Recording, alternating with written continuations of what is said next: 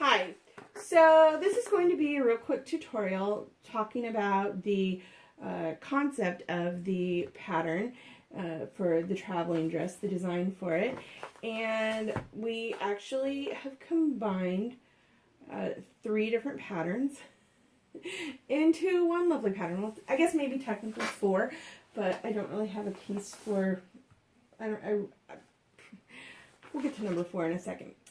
So Katie has chosen to use Simplicity Pattern 4731, which is an out-of-print pattern, and she has chosen View D for the bodice. There's going to be one slight tiny modification on the bodice where instead of having about an inch or so at the waist, skirt seam line of the contrast fabric, we're going to taper it in so that it's a complete V at that point. And we're going to expand the bodice middle front piece a little bit to make up for that difference in the loss of fabric in the front bodice panel. But that's just a tiny little tweak to this pattern, and it's basically because she just wanted to have it be a complete V, and because we are not using the skirt for this pattern.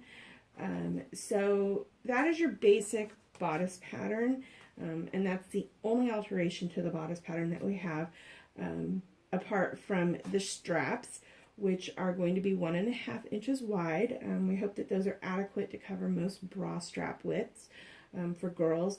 And so those are the only 2 things that we're changing. I guess I lied earlier and said we're only doing 1 modification, well, we're doing 2.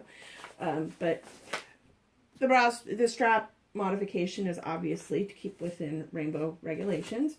The skirt pattern is another out-of-print pattern. It's style 2757, and it's a basic dropped waist pattern. It's very, very, very full. We are not gathering it. We are going to be pleating it because that gives a nicer profile, a little bit of a flatter profile on the dresses. On the side seam, whichever side the girl prefers, she is allowed to have a pocket. I just am randomly grabbing one of my pocket pattern pieces that I have and adding it in. If your girl wants to add a pocket to her skirt, that is perfectly fine. Katie is okay with that.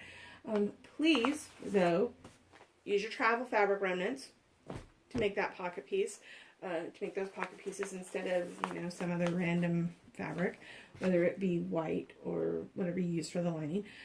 It's better to use the travel fabric because that way it's not as visible and noticeable if the pocket, kind of slips open a little bit.